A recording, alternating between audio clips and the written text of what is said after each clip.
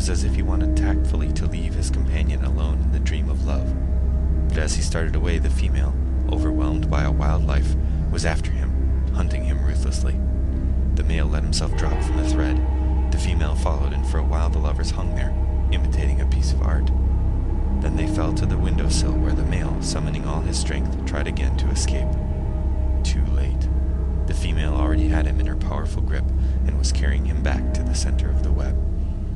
There, the place that had just served as the couch for their lascivious embraces took on quite another aspect. The lover wriggled, trying to escape from the female's wild embrace, but she was too much for him. It was not long before she had wrapped him completely in her thread, and he was helpless. Then she dug her sharp pincers into his body and sucked full draughts of her young lover's blood. Finally, she detached herself from the pitiful and unrecognizable shell of his body and threw it out of her web. So that is what love is like among these creatures. Well for me that I am not a spider. Monday, March 14th. I don't look at my books any longer. I spend my days at the window. When it is dark, Clarimonda is no longer there, but if I close my eyes, I continue to see her. This journal has become something other than I intended. I've spoken to Madame Dubonnet about the inspector, about spiders, and about Clarimonda, but I've said nothing about the discoveries I undertook to make. It can't be helped. Tuesday, March 15th. We have invented a strange game, Clarimonda and I. We play it all day long. I greet her, then she greets me. Then I tap my fingers on the window panes. The moment she sees me doing that, she too begins tapping. I wave to her, she waves back. I move my lips as if speaking to her, she does the same. I run my hand through my sleep-disheveled hair, and instantly her hand is at her forehead. It is a child's game, and we both laugh over it. Actually, she doesn't laugh, she only smiles a gently contained smile. And I smile back in the same way. The game is not as trivial as it seems. It's not as if we were grossly imitating each other. That would weary us both. Rather, we are communicating with each other. Sometimes telepathically, it would seem, since Clarimonda follows my movements instantaneously, almost before she has had time to see them. I find myself inventing new movements, or new combinations of movements, but each time she repeats them with disconcerting speed. Sometimes I change the order of the movements to surprise her, making a whole series of gestures as rapidly as possible, or I leave out some motions and weave in others, the way children play Simon Says. What is amazing is that Clarimonda never once makes a mistake, no matter how quickly I change gestures. That's how I spend my days. Never for a moment do I feel that I'm killing time. It seems, on the contrary, that never in my life have I been better occupied. Wednesday, March 16th. Isn't it strange that it hasn't occurred to me to put my relationship with Clarimonda on a more serious basis than these endless games? Last night I thought about this. I can, of course, put on my hat and coat, walk down 2 flights of stairs, take 5 steps across the street, and mount 2 flights to her door, which is marked with a small sign that says Clarimonda. Clarimonda what? I don't know. Something. Then I can knock in. Up to this point I imagine everything very clearly, but I cannot see what would happen next. I know that the door opens, but then I stand before it looking into a dark void. Clarimonda doesn't come. Nothing comes. Nothing is there. Only the black, impenetrable dark. Sometimes it seems to me that there can be no other Clarimonda than the one I see in the window, the one who plays gesture games with me. I cannot imagine a Clarimonda wearing a hat or a dress other than her black dress with the lilac motif. Nor can I imagine a Clarimonda without black gloves. The very notion that I might encounter Clarimonda somewhere in the streets or in a restaurant eating, drinking, or chatting is so improbable that it makes me laugh. Sometimes I ask myself whether I love her. It's impossible to say since I've never loved before. However, if the feeling that I have for Clarimonda is really love, then love is something entirely different from anything I have seen among my friends or read about in novels. It is hard for me to be sure of my feelings, and harder still to think of anything that doesn't relate to Clarimonda or, what is more important, to our game. Undeniably, it is our game that concerns me, nothing else, and this is what I understand least of all. There is no doubt that I am drawn to Clarimonda, but with this attraction there is mingled another feeling, fear. No, that's not it either. This anxiety has a strangely voluptuous quality, so that I am at the same time drawn to her, even as I am repelled by her. It is as if I were moving in giant circles around her, sometimes coming close, sometimes retreating, back and forth, back and forth. Once I am sure of it, it will happen, and I will join her. Clarimonda sits at her window and spins her slender, eternally fine thread, making a strange cloth whose purpose I do not understand. I am amazed that she is able to keep from tangling her delicate thread. Hers is surely a remarkable design, containing mythical beasts and strange masks. Thursday, March 17th. I am curiously excited. I don't talk to people anymore. I barely say hello, to Madame Dubonnet or to the servant. I hardly give myself time to eat. All I can do is sit at the window and play the game with Clarimonda. It is an enthralling game. Overwhelming. I have the feeling something will happen tomorrow. Friday, March 18th.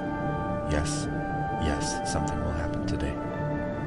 I tell myself as loudly as I can that that's why I am here, and yet, horribly enough, I am afraid. In the fear that the same thing is going to happen to me as happened to my predecessors, there is strangely mingled another fear, a terror of Clarimonda, and I cannot separate the two fears. I am frightened. I want to scream. 6 o'clock, evening. I have my hat and coat on, just a couple of words. At 5 o'clock I was at the end of my strength. I'm perfectly aware now that there is a relationship between my despair and the 6th hour that was so significant in the previous weeks. I no longer laugh at the trick I played in the inspector. I was sitting at the window, trying with all my might to stay in my chair, but the window kept drawing me. I had to resume the game with Clarimonda, and yet the window horrified me.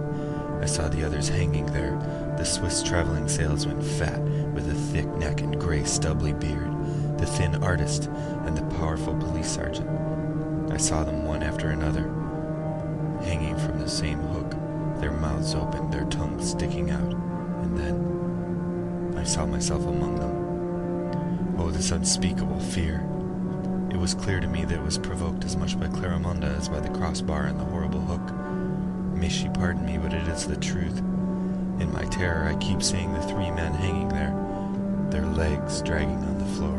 And yet, the fact is I had not felt the slightest desire to hang myself, nor was I afraid that I would want to do so. No, it was the window I feared, and Clarimonda. I was sure that something horrid was going to happen. Then I was overwhelmed by the need to go to the window, to stand before it. I had to. The telephone rang. I picked up the receiver, and before I could hear a word, I screamed, "Come! Come at once!" It was as if my shrill cry had in that instant dissipated the shadows from my soul. I grew calm. I wiped the sweat from my forehead. I drank a glass of water. Then I considered what I should say to the inspector when he arrived. Finally, I went to the window. I waved and smiled, and Clarimonda too waved and smiled. 5 minutes later, the inspector was here. I told him that I was getting to the bottom of the matter, but I begged him not to question me just then. That very soon I would be in a position to make important revelations. Strangely enough, though I was lying to him, I myself had the feeling that I was telling the truth. Even now, against my will, I have that same conviction. The inspector could not help noticing my agitated state of mind, especially since I apologized for my anguished cry over the phone. Naturally, I tried to explain it to him, and yet I could not find a single reason to give for it. He said affectionately that there was no need ever to apologize to him, that he was always at my disposal. That was his duty. It was better that he should come a dozen times to no effect, rather than fail to be here when he was needed.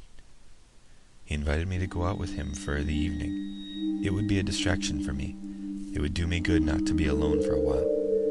I accepted the invitation, though I was very reluctant to leave the room. Saturday, March 19th.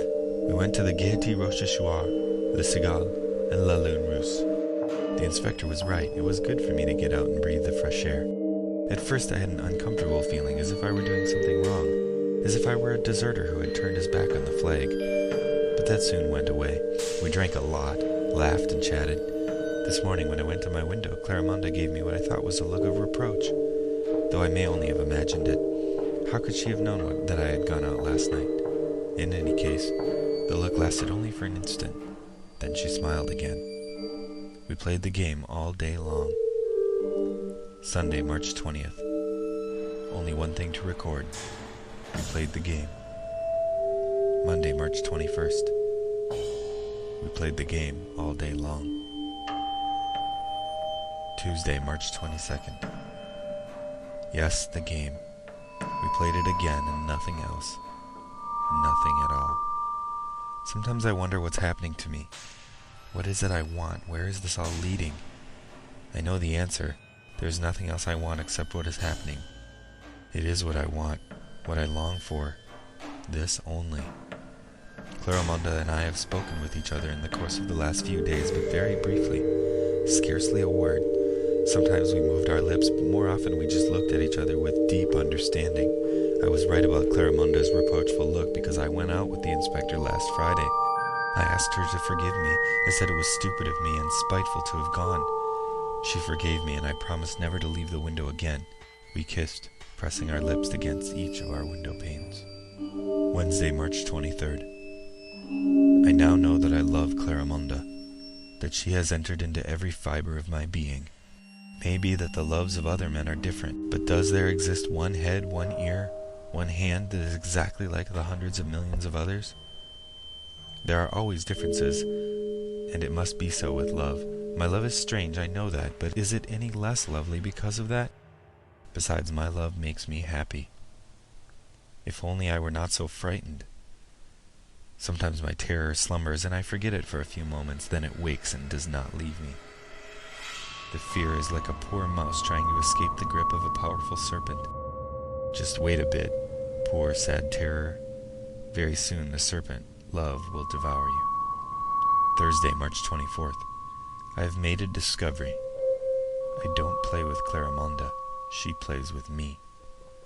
Last night, thinking as always about our game, I wrote down 5 new and intricate gesture patterns with which I intended to surprise Claramonda today. I gave each gesture a number, then I practiced the series so I could do the motions as quickly as possible forward or backward, or sometimes only the even-numbered ones, sometimes the odd, or the first and the last of the 5 patterns. It was tiring work, but it made me happy and seemed to bring Claramonda closer to me. I practiced for hours until I got all the motions down pat, like clockwork. This morning I went to the window. Claramonda and I greeted each other. Then our game began. Back and forth. It was incredible how quickly she understood what was to be done, how she kept pace with me. There was a knock at the door. It was the servant bringing me my shoes. I took them. On my way back to the window, my eye chanced to fall on the slip of paper on which I had noted my gesture patterns. It was then that I understood. In the game just finished, I had not made use of a single one of my patterns. I reeled back and had to hold onto the chair to keep from falling. It was unbelievable. I read the paper again, and again it was still true. I had gone through a long series of gestures at the window, and not one of the patterns had been mine. I had the feeling once more that I was standing before Claramonda's wide-open door, through which, though I stared, I could see nothing but a dark void. I knew, too, that if I chose to turn from that door now, I might be saved, and that I still had the power to leave, and yet I did not leave because I felt myself at the very edge of the mystery, as if I were holding the secret in my hands. Paris! You will conquer Paris, I thought. And in that instant, Paris was more powerful than Claramonda. I don't think about that anymore. Now I feel only love and delicious terror. Still, the moment itself endowed me with strength. I read my notes again, engraving the gestures on my mind. Then I went back to the window, only to become aware that there was not one of my patterns that I wanted to use. Standing there, it occurred to me to rub the side of my nose. Instead, I found myself pressing my lips to the window pane. I tried to drum my fingers on the windowsill. Instead, I brushed my fingers through my hair.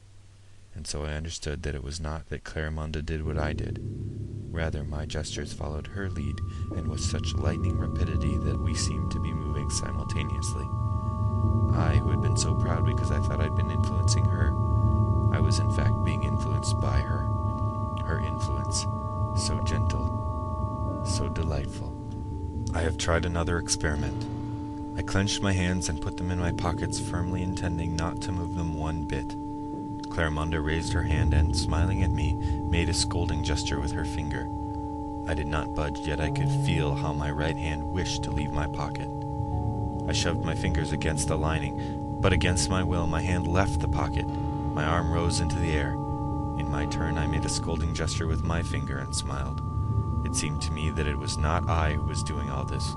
It was a stranger whom I was watching. But of course, I was mistaken. It was I making the gesture, and the person watching me was the stranger. That very same stranger who not long ago was so sure that he was on the edge of a great discovery. In any case, it was not I. Of what use to me is this discovery? I am here to do Claremonda's will, Claremonda whom I love with an anguished heart. Friday, March 25th. I have cut the telephone cord. I have no wish to be continually disturbed by the idiotic inspector just as the mysterious hour arrives. God, why did I write that? Not a word of it is true. It is as if someone else were directing my pen. But I want to write the truth here, though it is costing me great effort. But I want to, once more, do what I want. I have cut the telephone cord. Because I had to.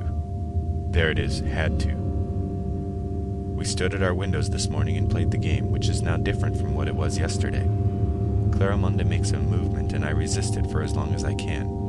Then I give in and do what she wants without further struggle. I can hardly express what a joy it is to be so conquered, to surrender entirely to her will. We played.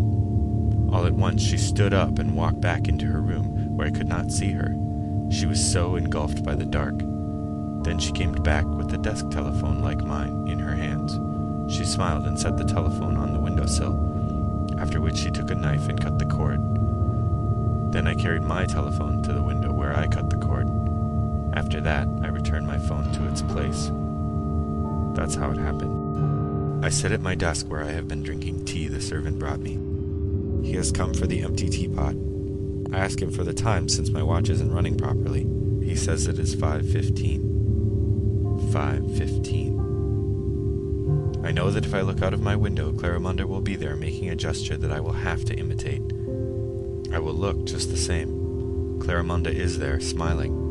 If only I could turn my eyes away from hers. Now she parts the curtain. She takes the cord. It is red, just like the cord in my window. She ties a noose and hangs the cord on the hook in the window crossbar. She sits down and smiles. No, fear is no longer what I feel. Rather, it is a sort of oppressive terror which I would not want to avoid for anything in the world. Its grip is irresistible, profoundly cruel, and voluptuous in its attraction. I could go to the window and do what she wants me to do, but I wait. I struggle. I resist, though I feel a mounting fascination that becomes more intense each minute. Here I am once more. Rashly, I went to the window where I did what Claremonda wanted. I took the cord, tied a noose, and hung it on the hook. Now, I want to see nothing else, except stare at this paper, because if I look, I know what she will do. Now, at the 6th hour of the last day of the week, if I see her, I will have to do what she wants. Have to. I won't see her. I laugh. Loudly. No, I'm not laughing. Something is laughing in me, and I know why. It is because of my I won't. I won't. And yet I know very well that I have to look at her. I must. And then all that follows. If I still wait, it is only to prolong this exquisite torture. Yes, that's it. This breathless anguish is my supreme delight. I write quickly, just so I can continue to sit here, so I can attenuate these seconds of pain. Again, terror. Again, I know that I will look toward her, that I will stand up, that I will hang myself. That doesn't frighten me. That is beautiful, even precious. There is something else. What will happen afterwards? I don't know, but since my torment is so delicious, I feel that something horrible must follow. Think, write something, anything at all to keep from looking toward her. My name? Richard Bracamont. Richard Bracamo. Richard Bracamo. Richard. I can't go on. I must. No, must look at her. Richard Bracamo. No more. Richard Brack. The inspector of the 9th Precinct, after repeated and vain efforts to telephone Richard, arrived at the Hotel Stevens at 6:05. He found the body of the student Richard Bracamo hanging from the crossbar of the window in room number 7, in the same position as each of his 3 predecessors.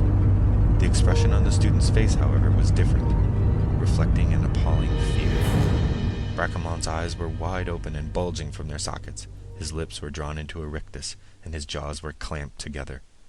A huge black spider, whose body was dotted with purple spots, lay crushed and nearly bitten in two between his teeth. On the table there lay the student's journal. The inspector read it and went immediately to investigate the house across the street. What he learned was that the 2nd floor of that building had not been lived in for many months. Paris, 1908. End of The Spider by Heinz Evers. Recorded by Brendan Riley, Chicago, Illinois, Spring 2007.